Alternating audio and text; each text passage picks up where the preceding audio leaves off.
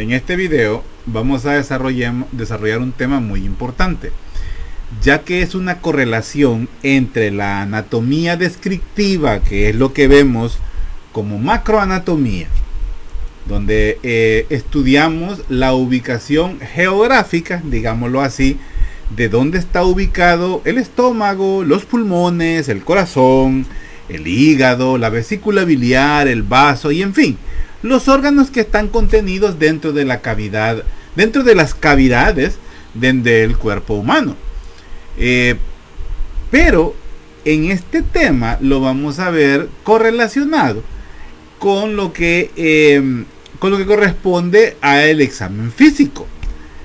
Para no dar tanto preámbulo, mejor digamos, este tema, el tema que vamos a desarrollar hoy es anatomía de superficie, es decir, ubicar los órganos que están al interior del cuerpo, pero sin tener que abrir el cuerpo, por decir así.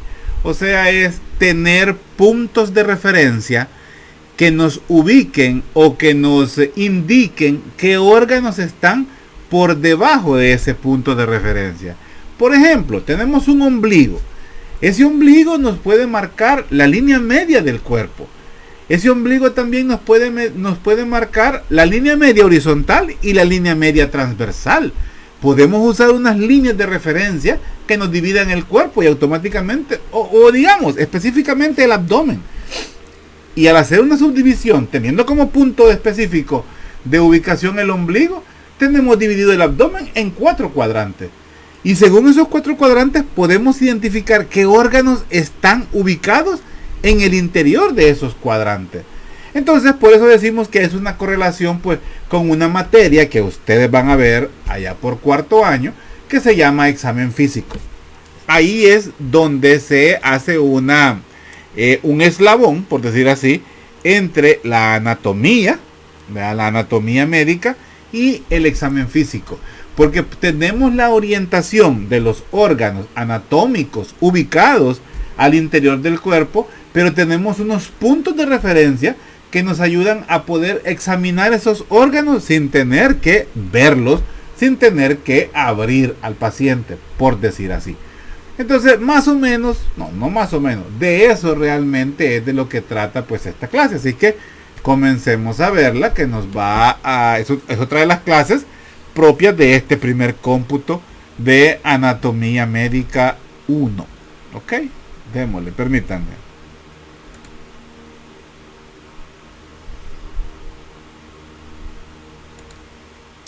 ¿Qué piensan de esa reflexión? Piensen, analícenla, a ver qué les dice. Bueno, entonces decíamos pues que vamos a hablar de anatomía de superficie, es decir, ver los órganos al interior del cuerpo humano sin tener que abrir el cuerpo humano. O sea, es tener un acceso a los órganos internos palpando, haciendo uso principalmente de la palpación.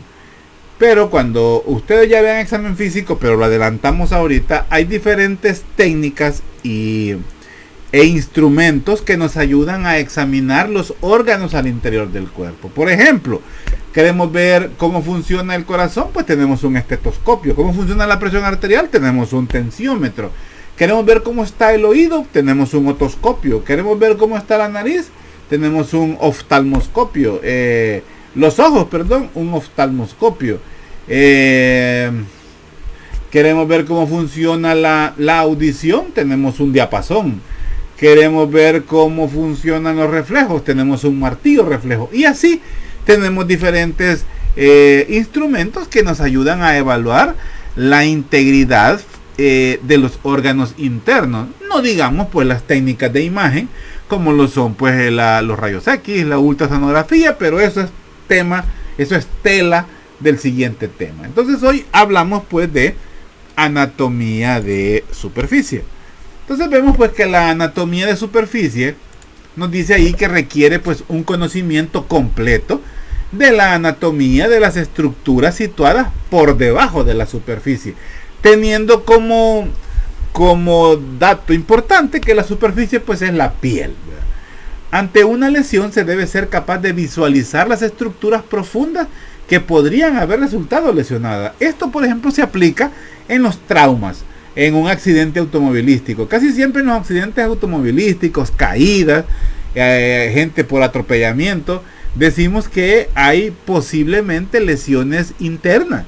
El término de lesiones internas abarca pues un sinfín de lesiones que pueden aparecer secundarias a un trauma. Una ruptura de vaso, una lesión de intestino, una lesión hepática, entonces que pueden estar sangrando, que pueden estar presentando problemas al interior del cuerpo, pero a simple vista no lo sabemos. Solamente examinando tendríamos una idea, y ya no digamos pues apoyándonos en técnicas de imagen. Los conocimientos de anatomía de superficie son de vital importancia en la exploración física. En la exploración física o en el examen físico, que allá por cuarto año ustedes van a aprender a hacerlo, pues es importante poner en práctica estos 3 puntos. Inspección, que se resume como ver, observar, eso es la inspección. En la inspección vemos diferentes situaciones.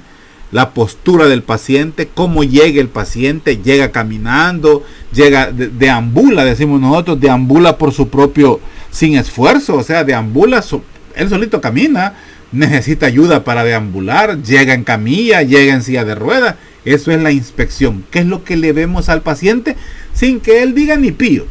A eso nos referimos cuando decimos inspección. Es lo que yo le veo al paciente. Yo pudiera ver a un paciente pues tranquilo, como que no tiene ningún problema, recostado en la pared, está silbando, al suave, como decimos. Pero cuando a este paciente le decimos camine, él patojea. O sea, tiene problemas para deambular. Entonces, ¿cómo se sabe eso? Hasta que lo pongo a caminar. O sea, cuando ya le pido que haga algo. Entonces, así nos puede pasar con un cuerpo humano, en el cual pues nos llega la emergencia sin ninguna lesión, con lo único que le acaban de pegar un pelotazo en el abdomen, le sacaron el aire y por eso lo llevan, y lo vemos al paciente pues un poco quejumbroso, doloroso, pero no pasa más. Cuando ya lo evaluamos, lo vemos un poco pálido, de respiración un poco acelerada, tal vez hasta sudoroso o con temperatura elevada, o sea, como con fiebre, y cuando ya le examinamos ese abdomen, él no tolera ni siquiera que medio hundamos, ¿verdad?, un dedo sobre el abdomen, sobre la zona del vaso o sobre el hígado. Entonces vamos a sospechar que hay una lesión interna, o posiblemente el paciente llega con un abdomen en tabla, así se llama, es un abdomen rígido.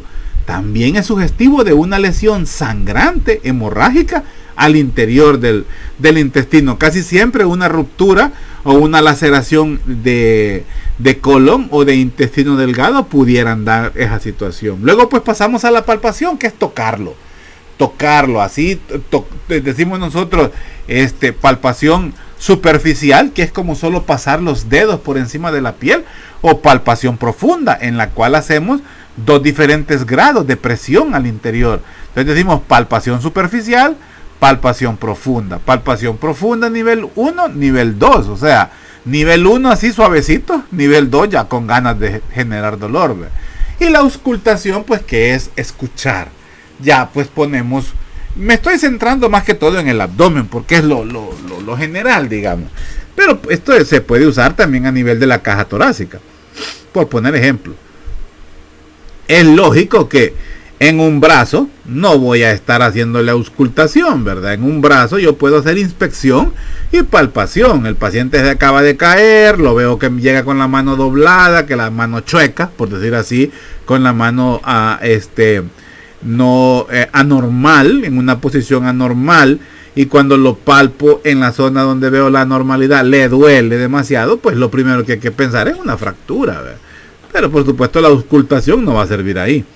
Actualmente es posible el estudio regional de las estructuras profundas y de las anomalías existentes en el sujeto vivo, pues con lo que llamamos los diferentes métodos de diagnóstico de imágenes y por supuesto la endoscopía.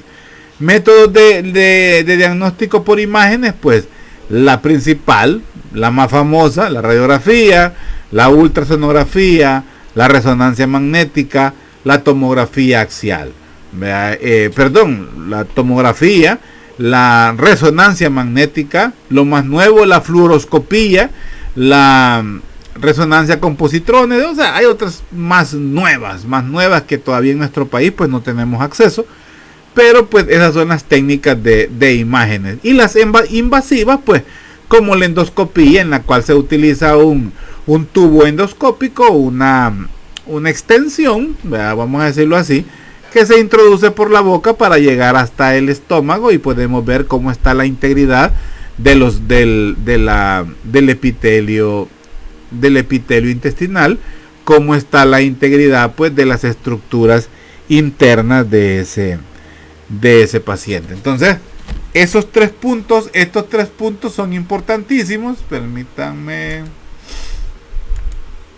Estos 3 puntos son importantísimos porque nos ayudan a comprender la anatomía de superficie. Métodos del examen físico útiles para comprender la anatomía de superficie son inspección, palpación, auscultación. De más está decirles preguntas de examen.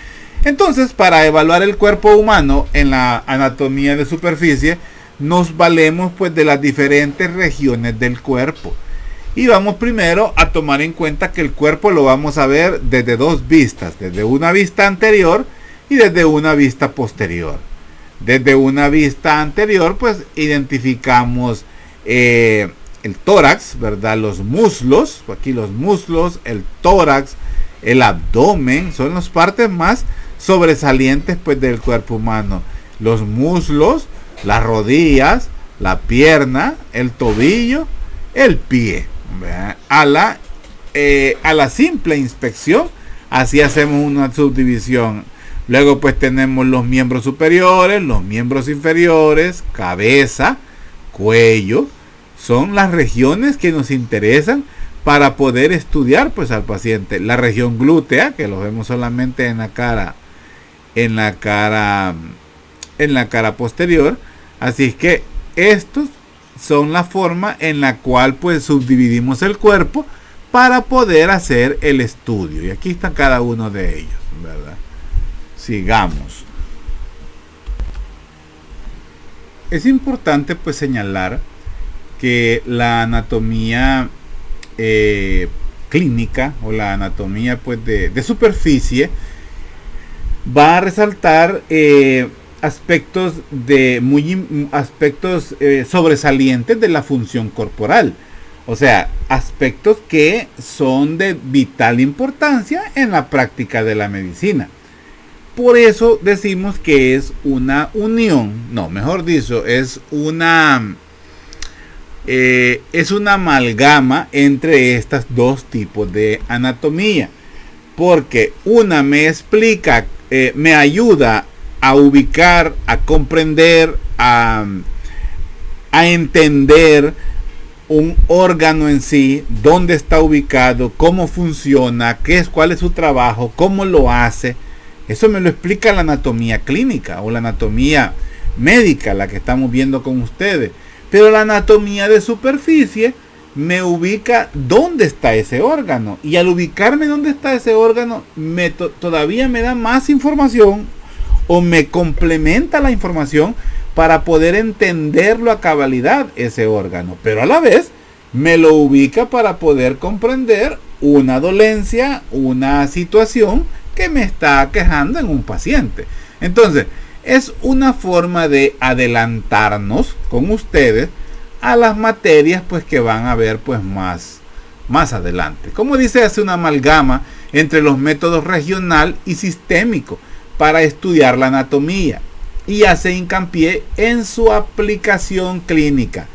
El hecho de la anatomía que estamos estudiando con ustedes, lo que hemos visto hasta ahorita, vasos sanguíneos, sistema esquelético, los músculos, ahorita hemos visto cosas bastante generales, pero ya comenzaremos a ver por órgano, por cavidades, por sectores, por segmentos del cuerpo humano, vamos a comenzar a ver la anatomía. Entonces vamos a empezar también de una forma indirecta a ubicarlos en el cuerpo humano. Entonces ahí viene la aplicación clínica de la anatomía médica que ustedes están desarrollando en este primer curso en este primer cómputo de anatomía. A menudo se invierte un poco el pensamiento, vea, que se sigue al estudiar la anatomía regional o sistémica. Cuando decimos que se invierte el pensamiento, se refiere a que nosotros en la anatomía médica que estamos viendo, la anatomía por sistema, vemos un órgano y lo estudiamos, cómo funciona, cómo está compuesto, cómo está conformado. Imaginemos un hueso húmero. Vemos un hueso, según el orden que hemos visto, vemos que es un hueso largo, que es un hueso compuesto por una epífisis con una diáfisis, que es en las epífisis vamos a ver centros de osificación, si es un niño, vamos a ver que ahí se permite el crecimiento. En los extremos de ese hueso húmero, estamos viendo de que se dan articulaciones, la glenohumeral en el hombro, la articulación del codo en el extremo distal. Vamos a ver que es una articulación de tipo ginglium o bisagra. Vamos a ver que la otra articulación a nivel del hombro es una articulación esferoide. Bueno, vamos a ver que estamos describiendo ese hueso y lo estamos viendo como de afuera hacia adentro, por decir así. Pero en la anatomía de superficie es lo contrario. Igual, comenzamos a ver, yo veo, me viene un paciente y se viene quejando de que tuvo una caída de 1 metro de altura, cayó sobre su hombro, le duele demasiado, le pido una escala del dolor y lo ubica entre 8 y 10, no tolera que le toque el tercio medio del brazo. El paciente pues no lo puede movilizar, mantiene pegado el brazo a su cuerpo, veo una deformidad en el tercio medio. Entonces me estoy ubicando en que el paciente posiblemente tiene una fractura en la diáfisis del húmero. Estoy viendo la situación desde dentro hacia afuera. No sé si me doy a entender. O sea, por eso decimos que invertimos el curso del pensamiento. Lo mismo, me llega un paciente con un dolor repentino en el abdomen, en el epigastrio, le decimos nosotros, que es lo que comúnmente la gente dice, la boca del estómago. Llega con un dolor en el epigastrio, es un dolor que de repentina aparición, se exacerba, o sea, el dolor aumenta al comer o tomar líquidos. El paciente presenta náuseas, o sea, ganas de vomitar. El paciente ha vomitado, le vemos un vómito, lo describe el vómito un poco amarillento y no ha comido nada que sea amarillo. Le duele demasiado, en fin. Entonces yo automáticamente como médico, o sea, empezamos a pensar en un hígado. Y empezamos a pensar en un hígado de adentro hacia afuera. Pienso en el hígado, si le duele demasiado, el paciente presenta náuseas, el paciente ha presentado vómitos, el paciente presenta una escala del dolor entre 9 y 10, como se ponga, le sigue doliendo, en fin. Pero me dice que el vómito es amarillo, ya voy descartando que pueda ser el hígado directamente, pero sí podría ser un problema en la vesícula biliar que está, por decir así, abajito del hígado, no, está inferior al hígado, pegada completamente a su cara visceral del hígado. Entonces yo me estoy ubicando en una vesícula. Eso lo empecé a ver desde adentro hacia afuera. Entonces, cuando en la anatomía de superficie no vamos a decir el paciente presenta un dolor en la parte, en el epigastrio, perdón, en el hipocondrio derecho. Esa es la única información que damos para ubicar dónde está el dolor, pero comenzamos a pensar en el órgano que está al interior. En la superficie externa del cuerpo pues se distinguen numerosas estructuras anatómicas, principalmente pues del aparato locomotor.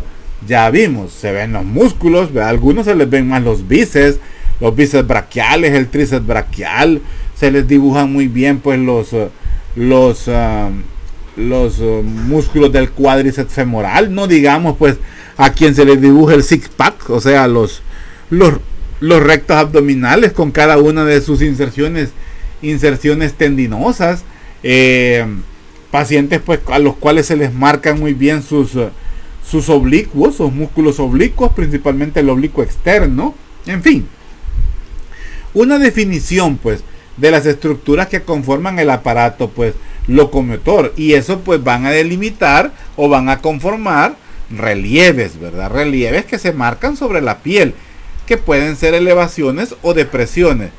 Esto, para entenderlo mejor, viene a ser como cuando vimos en la clase de esqueleto axilar pendicular, donde hablábamos de los reparos óseos. Pues tal cual en el cuerpo humano vamos a ver reparos, vea, que vienen a ser pues lo que viene a conformar las estructuras, mejor dicho, puntos o zonas que nos ayudan a delimitar líneas y que nos van a separar una zona de otra, y para comprender qué estructuras están contenidas en el interior de esa zona. En la superficie externa del cuerpo se distinguen numerosas estructuras anatómicas, principalmente del aparato locomotor, las que pueden ser observadas a simple vista o por la palpación, y constituyen pues los puntos de referencia para localizar otras estructuras. Las estructuras que destacan en la cabeza y el cuello se utilizan pues para localizar ¿qué? Las venas, arterias, que son pues las más importantes, glándulas como las glándulas salivales, el tiroides también, por ejemplo. Esto nos ayuda también a ubicar algunos músculos con funciones especiales, y también pues conforman puntos de acceso a la vía aérea. Cuando hacemos una exploración neurológica, ya esto pues en el sistema nervioso, ya sea a nivel craneal, a nivel cervical, la parte superior pues de la cabeza o del cuello, vamos a ir viendo funcionalidades pues de la cabeza y del cuello. La información pues acerca del estado general de la salud puede obtenerse evaluando los rasgos superficiales. Esto es la inspección. Sin que un paciente nos diga, nosotros podemos ver automáticamente que este paciente viene, que no durmió bien. Podemos ver que este paciente está triste, que está alegre, que está pensativo, que está con la mirada perdida, que está de cuerpo presente, decimos nosotros. Podemos ver por la posición de la cabeza si hay algún dolor, si hay alguna tortícula y durmió mal, o hizo alguna situación que le moleste pues su cuello. En fin, con una simple inspección, con solo ver los rasgos superficiales, en ellos podemos ver también anemias, podemos ver alteraciones de los pigmentos como la bilis. O sea, para eso nos sirve la anatomía de superficie. Podemos inspeccionar las cavidades oculares, la cavidad orbital, la cavidad nasal, la cavidad oral. Podemos ver pues cómo este paciente articula las palabras. Para el estudio de la cabeza y del cuello, este se divide en 3 regiones, por decir así. El neurocráneo, que corresponde a la bóveda craneal, si se acuerdan de anatomía de esqueleto axilar pendicular, el neurocráneo es lo que corresponde a la bóveda craneal. El viscerocráneo pues corresponde a la cara, y por supuesto inmediatamente el cuello. Ojo, neurocráneo, viscerocráneo son términos para anatomía de superficie, ¿ok? No son términos para anatomía médica. Anatomía médica decimos cráneo, cara, así, a secas. Pero para anatomía de superficie, neurocráneo, viscerocráneo y cuello, que ahí pues no tenemos problema. Cuando hablamos de la cara, vamos a tener pues que vamos a ubicar los límites de la cara. Los límites de la cara son límite superior, límite inferior y límites laterales. Esto es lo que delimita en sí la parte de la cara. Límite superior, los arcos superciliares. O sea, los arcos superciliares es lo que corresponde a las cejas. Esos son los arcos superciliares. Pero estos límites realmente son óseos. Los arcos superciliares los vemos en en el cráneo, o sea, en el hueso del cráneo. Ahí vemos los arcos superciliares, pero son los tan simulados, o mejor dicho, son palpables sobre la cara y coinciden con las cejas, donde encontramos la ceja. El límite inferior es el borde inferior de la mandíbula, o sea, lo que conocemos como el mentón.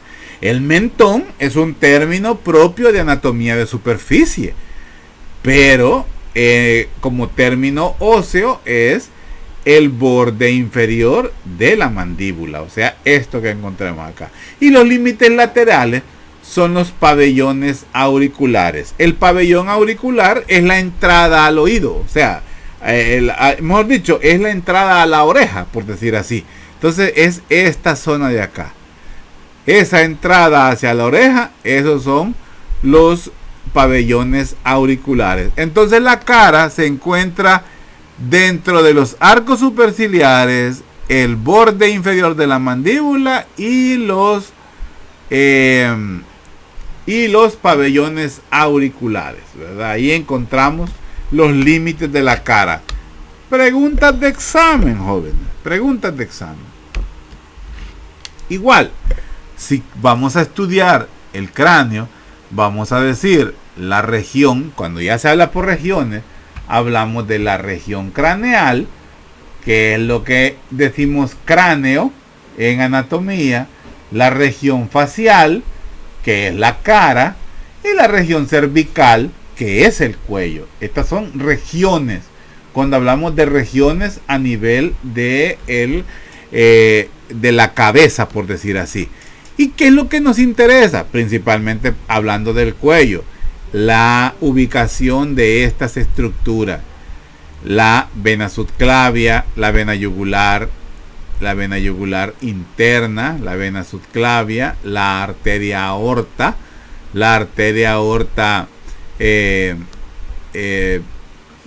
arteria aorta, estoy mal, esto es la arteria aorta, la arteria carótida, la carótida común, tanto derecha como izquierda, pero que a nivel del cuello se bifurca, y una se queda externa y la otra se hace interna. La que se queda externa es la carótida externa, que irriga todo lo que tenga que ver con la cara.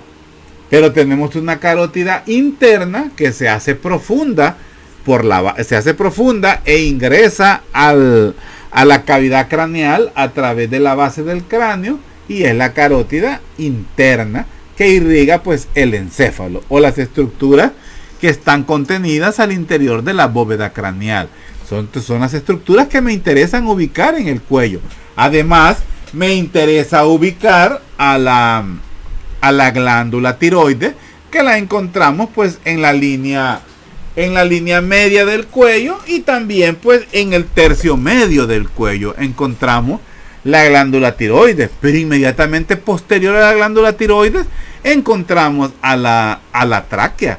Por abajo, por arriba, encontramos a la laringe, y en la laringe podemos encontrar el cartílago tiroides, que es más prominente en los hombres, y un poquito más hacia arriba del cartílago tiroides podemos encontrar el hueso yoides, que es el único hueso que no está articulado con ningún otro hueso, ni presenta tendones. Bueno, sí, presenta los tendones de los músculos supra e infrayoideos, pero no para articularse con otro hueso. Sigamos viendo las regiones del cráneo. Pues si vemos una región frontal, como vemos acá, una región frontal, una región parietal, una región temporal, una región auricular, ¿verdad? En esta zona de acá, una región auricular, una región infratemporal, que la vemos acá cerca del hueso cigomático,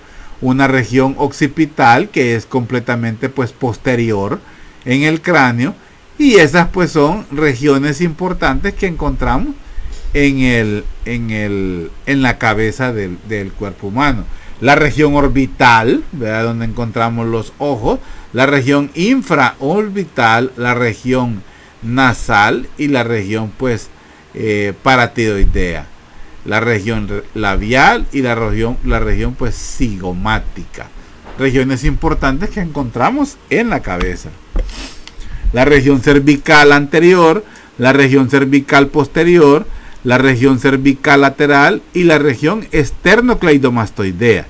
Son regiones que nos ayudan a identificar estructuras en el cuello, pero como veremos más adelante, hay una forma especial para subdividir el cuello. Esta es una forma de subdividirlo externamente, pero para el estudio anatómico hay una subdivisión donde nos valemos de algunos de los músculos infrayoideos, del esternocleidomastoideo, de algunas fascias y de algunas estructuras para poder identificar qué estructuras se encuentran al interior del cuello, ocupando algunos triángulos especiales.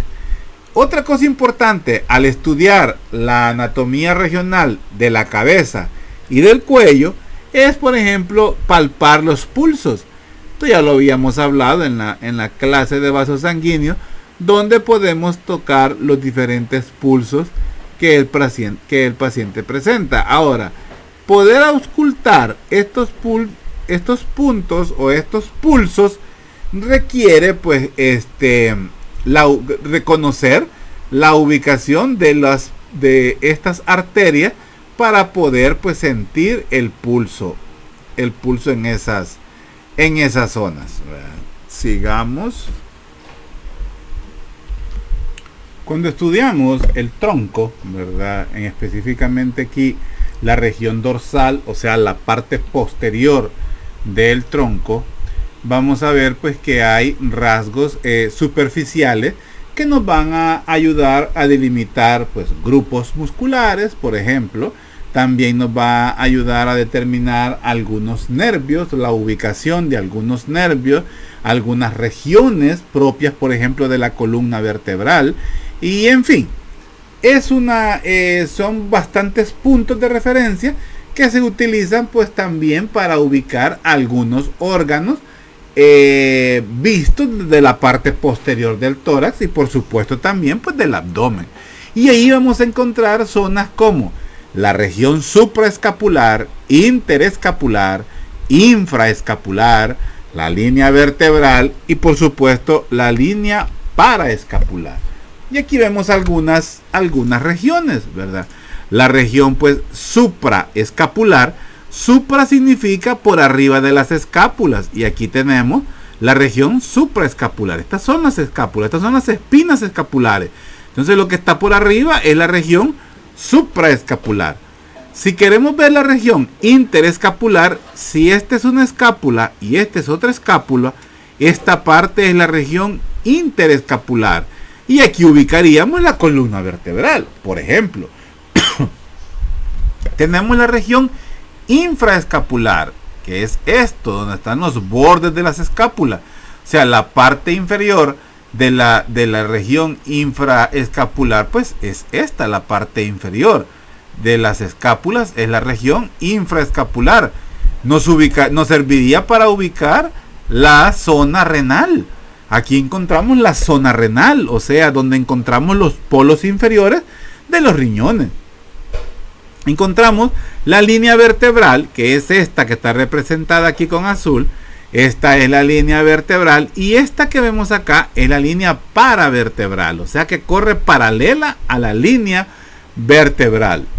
Y también nos ayudaría a identificar, podría ser también el nombre de la línea paraescapular.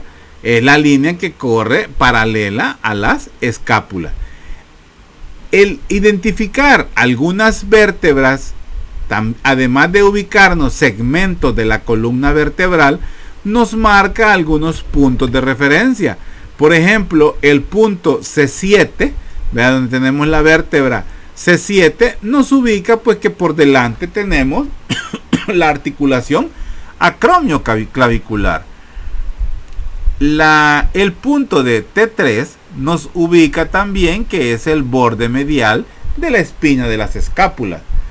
T7 lo ubicamos en el borde inferior de las escápulas. L4, L5 lo ubicamos a nivel pues de las crestas ilíacas. Entonces esas líneas nos ayudan a identificar a ubicar pues las diferentes vértebras a nivel pues de la columna vertebral, aunque con simplemente contarlos pues nos podemos ubicar, pero no siempre se puede hacer esa situación. Cuando vemos la anatomía de superficie pues del tórax, vamos a encontrar, ya esto en la parte anterior, vamos a ver pues que también el tórax forma parte pues del tronco, está entre el cuello y los miembros superiores, esto en la parte de arriba, y también pues en la parte inferior delimita con el abdomen. El tórax, aunque el hígado, el vaso, los riñones son estructuras ubicadas en la cavidad abdominal, el tórax ayuda a protegerlos. ¿Cómo lo hace? Gracias a la pared o a la parrilla costal. Así pues también involucra estructuras cardiovasculares y por supuesto estructuras de la respiración. Estas ya son propias de la cavidad torácica, como el corazón, la arteria aorta, la vena cava, la vena pulmonar, la arteria pulmonar, los pulmones, la tráquea, los bronquios, en fin. La capacidad de visualizar las relaciones entre las estructuras anatómicas del tórax y las características superficiales es fundamental pues para la exploración física.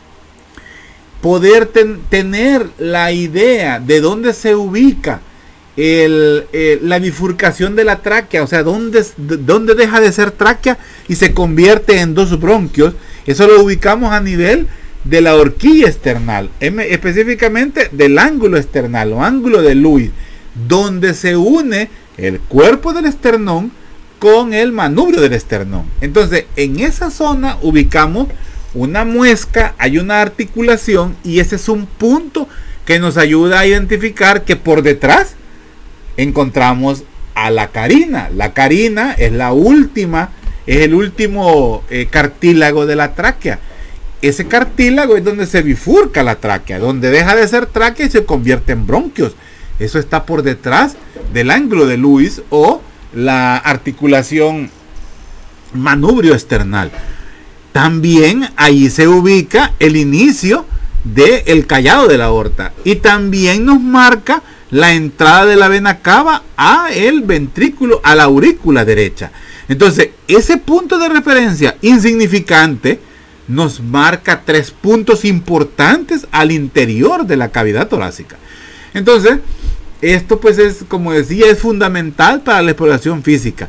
Se puede emplear puntos de referencia sobre la superficie corporal para localizar las estructuras profundas y por supuesto valorar la función mediante la auscultación y por supuesto la percusión. Esto es el tórax.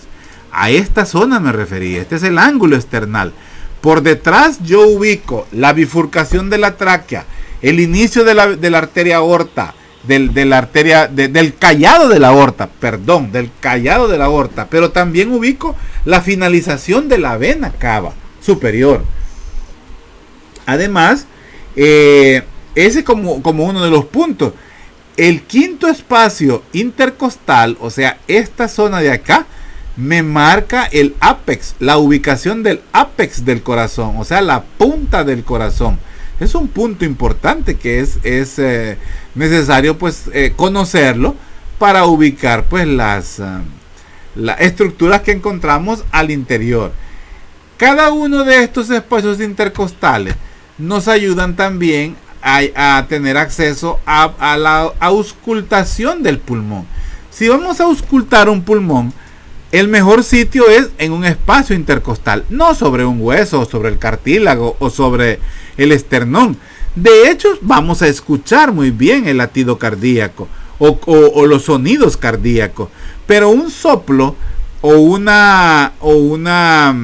algún frote, nos va a costar ubicarlo si no lo hacemos al interior o entre las costillas, es decir, en los espacios intercostales. Para poder estudiar el tórax en la parte anterior, nos valemos de diferentes líneas. Tenemos pues la línea media, como dice aquí en la literatura, medio esternal, que es esta, pasa por el borde medio, por el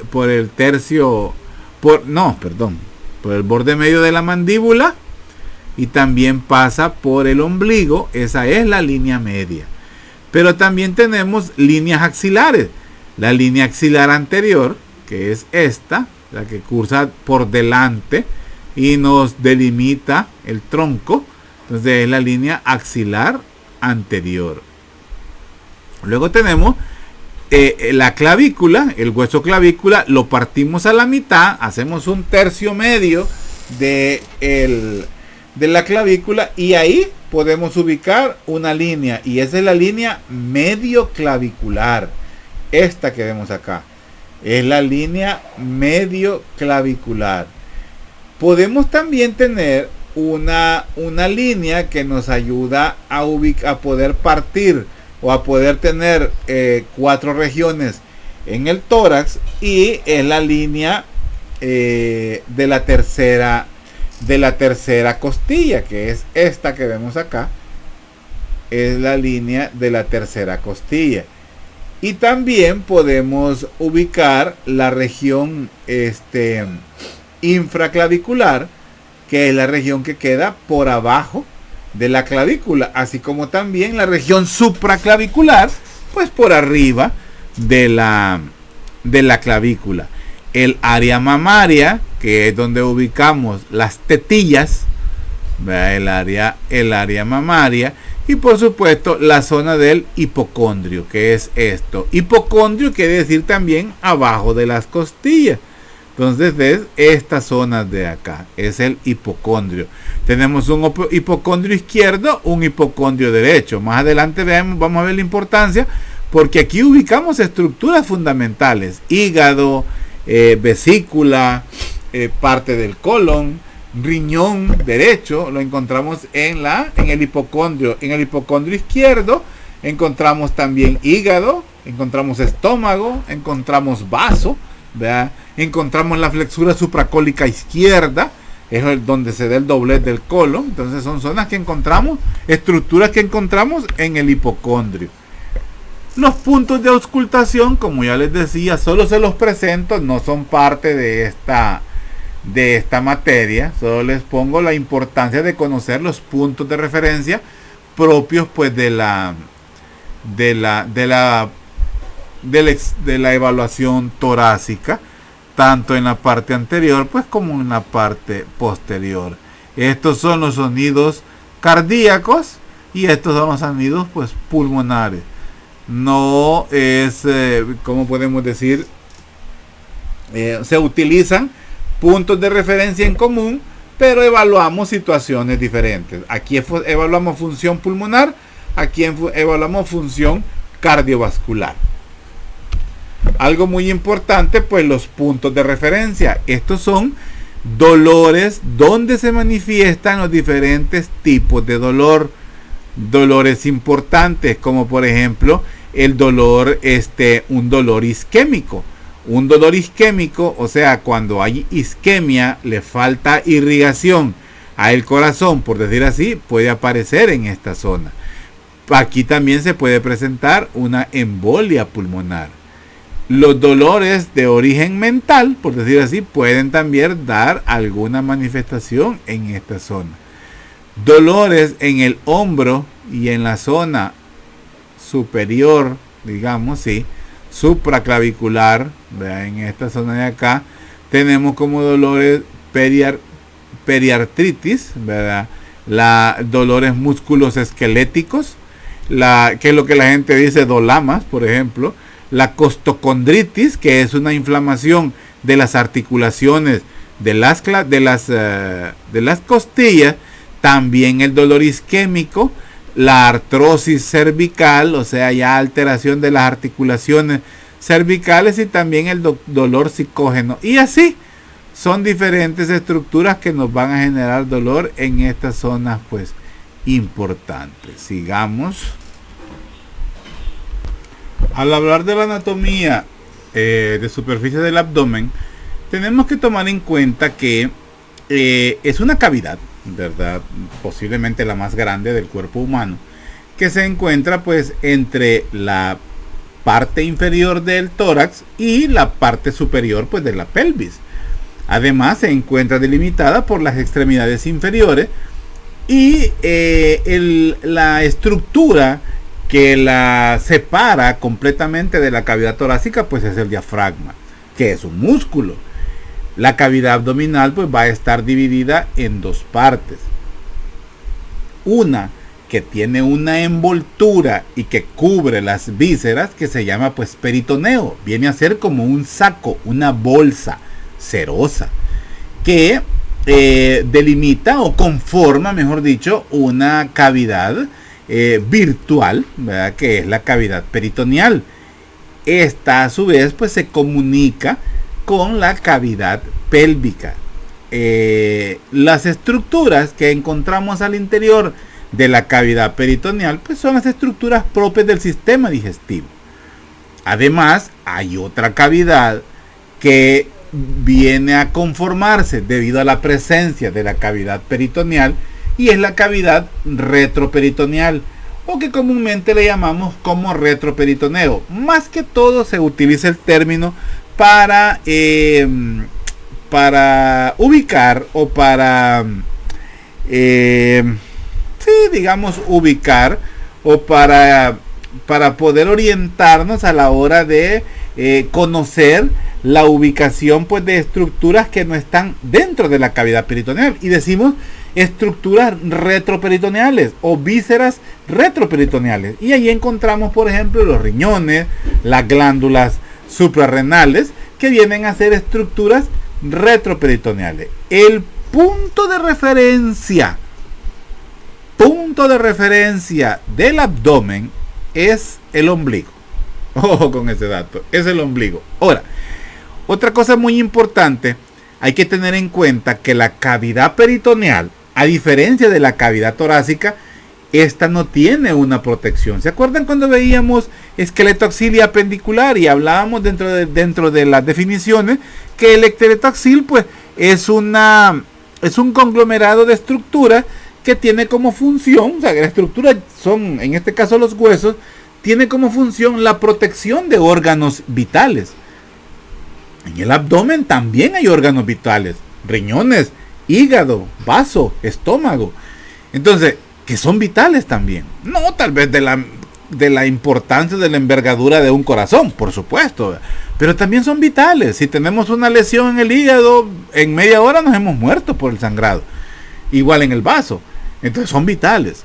Entonces pero a diferencia de la cavidad torácica, la cavidad abdominal no presenta una protección ósea, no tiene una jaula ósea como lo tiene la cavidad craneal, por ejemplo, o la cavidad torácica. Aún la misma cavidad pélvica tiene una estructura, un armazón de huesos al exterior que los protege. El abdomen no. La protección o la fortaleza de la pared es las estructuras que conforman la pared. Y esta pared pues vamos a ver que está constituida por 7 estructuras. La más externa, vamos a empezar desde la externa a la más interna. La más externa, la piel. Abajo de la piel vamos a encontrar un tejido celular subcutáneo, que es una fascia de grasa. El término fascia en sí no es un término exclusivo de los músculos, ojo con eso. Es un término que nos explica que es una cobertura. Entonces vamos a ver que hay una cobertura de grasa o una fascia de tejido celular subcutáneo, una fascia grasa que está conformada por dos. La más externa se llama de Camper y la más interna se llama de escarpa. Escarpa no lleva E, sino que solo se escribe con S.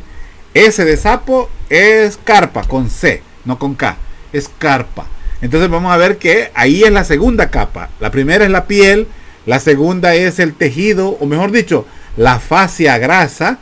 Luego tenemos una capa muscular en la cual vamos a encontrar, si lo vemos desde el punto de vista anterior, solo vamos a ver que hay 3 músculos, pero realmente son más. Pero vamos a decir que hay una fascia, la tercera capa es la capa muscular, en la cual encontramos músculo transverso, mejor dicho, los músculos más externos, oblicuo externo, oblicuo interno, músculo transverso, músculo cuadrado, músculo psoas ilíaco y los músculos se me fue ahorita. Bueno, investiguenlo. ¿Cuáles son los músculos que conforman la pared muscular del abdomen? Y las ubicaciones, porque hay anterolateral y posterior. En la parte posterior encontramos el cuadrado, el psoas ilíaco y ¿cuál es que me falta? Hombre, se me falta uno. El psoas ilíaco, es el psoas mayor y el psoas menor, perdón, eso es lo que ahí estaba, me había perdido. Y el psoas ilíaco ya lo encontramos en la parte inferior, perdón. Entonces esa es la tercera capa, que es la muscular. Luego tenemos una capa, una cuarta capa, que es una fascia que está unida a la capa muscular, que es la fascia transversalis, así se llama, fascia transversalis. Luego tenemos otra capa que es un mesotelio, que es la capa extraperitoneal, está sobre el peritoneo. Y luego tenemos la fascia peritoneal, pero es la peritoneal parietal. Entonces porque hay un peritoneo parietal que está pegado a la pared y hay un peritoneo visceral que está pegado a las vísceras. Entonces las 7 capas son: la primera, la piel; la segunda es la fascia grasa; la tercera es la fascia muscular; la cuarta es la fascia transversal; la quinta es la fascia extraperitoneal y la séptima es el peritoneo parietal. Pregunta de examen. Sigamos. El punto de referencia, como les decía, el ombligo. El tirar unas líneas, esto lo avanzaba hace poco. El tirar líneas, una línea medio clavicular, una línea media o medio esternal, una línea transversa, nos puede delimitar en cuadrantes el abdomen y nos lo divide en cuadrante superior derecho, izquierdo, inferior derecho, inferior izquierdo. ¿Qué encontramos en este cuadrante? Hígado, vesícula biliar, píloro, que es parte del estómago, flexura supracólica derecha, que es parte del colon, parte del intestino delgado, páncreas, podemos encontrar en este cuadrante. Cuadrante superior izquierdo, ¿qué encontramos aquí? Vaso, flexura supracólica izquierda, riñón izquierdo, riñón derecho también aquí, riñón izquierdo, parte del estómago, el fondo del estómago, el cuerpo del estómago, podemos encontrar en esta zona. Y ya no digamos las estructuras arteriales o venosas. Luego tenemos el cuadrante inferior izquierdo. ¿Qué podemos encontrar aquí? Colon descendente, colon sigmoide, parte del intestino delgado, ovarios en la mujer, vejiga también podemos encontrar aquí. Cuadrante inferior izquierdo, lo mismo.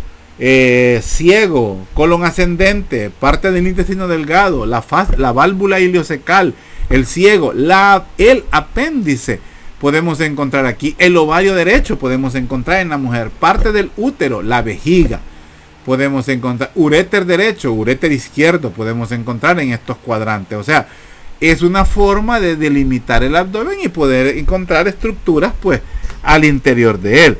Pero esta es una delimitación que tal vez no sea la más usada.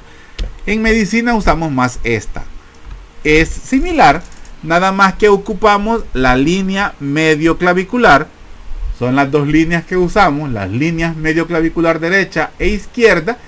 Usamos dos líneas transversas, una que pasa por abajo de los rebordes costales, que es esta, es la línea subcostal, y la línea transilíaca, la cual va desde desde las espinas ilíacas antero-superior derecha hasta la espina ilíaca antero-inferior izquierda, y esas son pues las que nos ayudan a delimitar en 6 cuadrantes o en 6 segmentos el abdomen, que llevan por nombre: hipocondrio derecho, hipocondrio izquierdo, epigastrio al centro. En la parte media, el flanco derecho, el mesogastrio, el flanco izquierdo. Y en la parte inferior, la fosa ilíaca derecha, el hipogastrio y la fosa ilíaca izquierda. Investiguen qué estructuras podemos encontrar en estos espacios, en estos segmentos. Y no se les olviden los nombres de la línea: línea medio clavicular, línea subcostal y línea transilíaca. Eso nos ayuda a dividir en 6 segmentos el abdomen. Bueno, lo que les acabo de decir que investiguen, pero ustedes investiguenlo bien, por favor. Esta relación entre la región anatómica externa del abdomen y las vísceras intraabdominales no es exacta. Ojo con eso. Las vísceras abdominales tienen una gran movilidad, y a veces los límites que nos está presentando, estos límites no son tan exactos. Posiblemente el colon pueda subir un poco, el intestino pueda pasar hacia esta zona, o sea, puede moverse de un lado a otro, en fin. En el embarazo todo esto se pierde por completo, las vísceras son desplazadas hacia arriba, entonces pues todo esto cambia de posición. Así es que pues los límites pueden ser sobrepasados. Entonces, pero sí es una información muy importante como un indicador general para comprender. Sí nos sirve mucho pues en la clínica para poder identificar dolores, la referencia de dolores, porque hay regiones pues que pueden verse involucradas y que son referencia de algún tipo de dolor que tiene que ver con alguna víscera al interior, por decir así. Bueno, veámoslo acá. Esta es la referencia de los dolores en general, ¿verdad? Tórax y abdomen y aún pelvis. Pero podemos ver, por ejemplo, cómo la vesícula biliar pudiera dar referencia a dolores en toda esta zona, cuando ella solo se ubica aquí, pero pudiera ir tan inferior como cerca de donde encontramos el apéndice. Hay pacientes que llegan con un dolor en el punto de McBurney, ahí se llama el punto, este punto que está acá, es una línea imaginaria entre la cresta ilíaca antero superior y el ombligo. Hacemos una línea imaginaria ahí y el tercio medio es el punto de McBurney. Ese es el punto donde se encuentra el apéndice, o sea, donde duele o donde aparece el dolor de una apendicitis. Pero ya ha habido paciente que llega con un dolor franco de apendicitis, pero cuando se hace una ultrasonografía o cuando se opera, nos damos cuenta de que no era una apendicitis, sino que era un problema en la vesícula biliar, una colecistitis, una colelitiasis posiblemente. Entonces son puntos de referencia. Esto tiene mucho que ver con el origen embriológico, lo vamos a ver en embriología, no nos vamos a meter ahí, pero sí es importante conocer estas zonas. Cuando hablamos de la anatomía en superficie de la pelvis y del periné, vamos a ver pues que aquí hay características óseas que se pueden palpar y que vienen a ser puntos de referencia para localizar las estructuras de tejidos blandos, o sea, zonas musculares, visualizar la orientación de la abertura superior de la pelvis, es decir, la comunicación entre la pelvis y la cavidad pélvica y el abdomen, y por supuesto pues nos ayuda a definir los bordes del periné. Estos son los puntos de referencia óseo, los cuales son fácilmente palpables y que nos ayudan a delimitar en sí pues la cavidad pélvica. Por ejemplo, la sínfisis del pubis, que es la unión de los huesos púbicos en la parte anterior, las espinas isquiáticas, la espina ilíaca postero superior, la espina ilíaca superior, ¿verdad? La espina ilíaca antero superior, son puntos de referencia, así como también el coxis. Estos puntos ayudan a delimitar el triángulo perineal. Ya vamos a ver eso un poco más adelante. Permítanme. Aquí, o lo que comúnmente llamamos como periné, es los triángulos perineales, son estas son las espinas isquiáticas o la tuberosidad esquiática, como lo dice aquí, que era lo que veíamos en esta zona de acá. Entonces estas tuberosidades nos ayudan a delimitar triángulos, ¿verdad? Que en sí es un rombo, pero las tuberosidades nos hacen delimitar un triángulo y tendríamos una zona perianal y una zona genital. Lo mismo pasaría pues en la zona de la mujer. Entonces no vamos a entrar en mayores detalles porque no es eso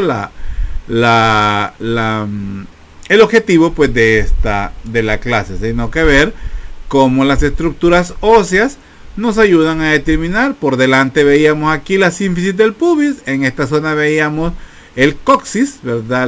La cuarta vértebra coxis, ¿verdad? En esta zona, y las tuberosidades isquiáticas en las partes laterales. Ya hablando pues de los miembros, hablamos del miembro superior, son las extremidades, ¿verdad? Las cuales se fijan a el tronco, son partes del esqueleto apendicular, y este se compone de 4 segmentos: la cintura escapular, el brazo, el antebrazo y la mano. Ojo, esto es de anatomía de superficie. Se caracteriza pues por la gran movilidad y la capacidad de manipular y de agarrar, de sujetar, ¿verdad? Los miembros superiores, esto a través pues de la mano. En total pues encontramos 32 huesos, 42 músculos en solo el miembro superior. Vamos a ver que hay una gran vascularidad, ¿verdad? Que está comandada pues por las ramas de la arteria axilar, arteria que antes fue arteria subclavia, ¿verdad? Y por supuesto pues por el manejo o el drenaje de la sangre gracias a las venas cefálica, basílica, la arteria axilar, y pues toda la inervación del miembro superior pues es gracias al plexo braquial. Investiguen de dónde son ramas el plexo braquial. Vamos a ver pues que como son músculos, tienen que ver mucho con los tendones, los cuales pues se sujetan o son los puntos de referencia óseos que encontramos pues en el miembro superior, y que también pues nos ayudan a localizar arterias, venas y por supuesto nervios, los cuales pues también son puntos importantes para hacer la exploración neurológica, que es un examen físico pues es especial, en el cual pues podemos ver reflejos haciendo acciones sobre los mismos tendones. También podemos ver situaciones relacionadas con los vasos sanguíneos. Hay que tomar en cuenta pues que estas zonas son importantes para la administración pues de medicamentos. A ver si se acuerdan de cuáles venas, por ejemplo, son las que utilizamos, y las superficiales son las profundas, y por qué. Y también pues para la medición de constantes vitales, para este caso los pulsos, y también pues la presión pues arterial. Dato importante es que por los nervios, por estar en contacto directo o estar entre los músculos y los huesos, en algunas situaciones pudieran llegar a quedar compresionados y pudieran llegar pues a lesionarse por situaciones tal vez pues accidentes mecánicos o pues malos movimientos. La zona de la cintura escapular, la zona del hombro, el brazo, el antebrazo y la mano, teniendo en cuenta que entre el antebrazo y la mano pues encontramos la muñeca. Otra cosa importante a la hora del estudio de la mano es que la mano se divide en dos regiones: la región tenar, que tiene que ver con el primer dedo, y la región hipotenar, que tiene que ver pues con la zona contraria. Entonces estas dos eminencias son regiones: la eminencia tenar y la eminencia hipotenar. ¿Por qué será tenar? ¿Por qué será hipotenar? Pregúntenselo. Ahora vemos cómo se distribuyen los diferentes nervios en la mano. Los nervios terminales del plexo braquial son estos. El nervio mediano, ¿verdad? Que lo encontramos acá. El nervio cubital, el nervio radial, el nervio músculo cutáneo y el nervio cutáneo medial del antebrazo. O sea, estas son las terminaciones de los nervios del plexo braquial, pero vemos que tienen inervaciones diferentes, y así como tienen inervaciones diferentes, tienen funciones diferentes. Por ejemplo, el nervio mediano completamente sensitivo y motor, el nervio cubital principalmente sensitivo, el nervio sensitivo del dorso de la mano principalmente es el radial, pero no es información que vamos a tomar ahorita en cuenta. La distribución en el miembro superior pues también. En la extremidad inferior pues igual se repite casi lo mismo que en la extremidad superior. Vamos a ver que las referencias tendinosas, musculares y óseas se usan pues para localizar arterias, venas y por supuesto los nervios principales. Los vasos sanguíneos pues son mayoritariamente muy grandes y pues pueden ser también utilizados como absceso para cumplir ciertos medicamentos. Pero hay que tomar en cuenta que los vasos sanguíneos vienen a ser los más alejados del corazón y por ende pues los más inferiores. Los pulsos pueden llegar a tener, aportan información pues muy relevante sobre el sistema circulatorio en general. ¿Por qué? Porque si vemos una diferencia entre un latido y otro, entre una frecuencia cardíaca, entre un ritmo cardíaco tomado en el pie, y le decimos pulso pedio o pulso tibial, por ejemplo, y tomamos un pulso radial y vemos de que hay una anomalía, pues hay que ver qué está pasando con ese corazón. Otra cosa importante pues es evaluar la sensibilidad, la evaluación neurológica, donde vemos pues la sensibilidad y la acción muscular, y así pues estamos viendo o estamos evaluando los segmentos medulares a nivel lumbar o también pues a nivel sacro, aunque los sacros se evalúan principalmente a nivel pues de la pelvis. Las diferentes regiones que encontramos en el miembro inferior: en la parte anterior la región del muslo, la región de la rodilla, la región de la pierna y la región dorsal del pie. Pero también podemos ver en la parte posterior la región plantar, la región posterior de la pierna o sural, también es el otro nombre con que se ubica. Bueno, aquí está la región sural, la región posterior del muslo o femoral posterior y la región glútea. Vean. Igual cómo está la distribución de los nervios: nervio femoral, ver principalmente el nervio femoral, y en la parte posterior pues el nervio ciático. No asiático, porque hay gente que dice asiático, es nervio ciático. Si es asiático, pues es que de allá del continente. Perdón. Bueno, los instrumentos que utilizamos pues para el examen clínico, el examen físico, perdón, del paciente: un tensiómetro, ustedes ya lo conocen, un estetoscopio, un otoftalmoscopio, un martillo reflejo, la cinta métrica, un oxímetro de pulso, un fetoscopio, es lo más viejito, un fetoscopio, yo tengo uno ahí todavía de reliquia, un fetoscopio y un Doppler, ¿verdad? Que se utiliza también para escuchar los latidos fetales, esto es lo más nuevo, y el diapasón, que lo utilizamos pues para evaluar algunos problemas articulares, pero principalmente para evaluar la sordera de conducción. Y bueno, con esto pues terminamos la clase. Quiero ver, creo que no nos falta nada, ¿o sí?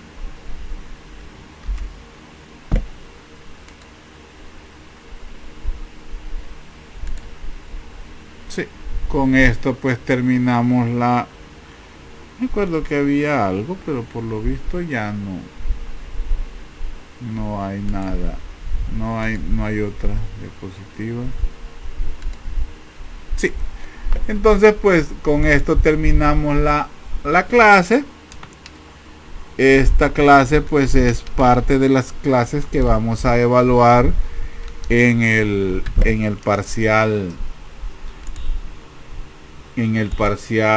teórico, que ya le vamos a ir poniendo fecha cuando lo vamos a realizar, el parcial teórico de macro y luego el parcial teórico de micro.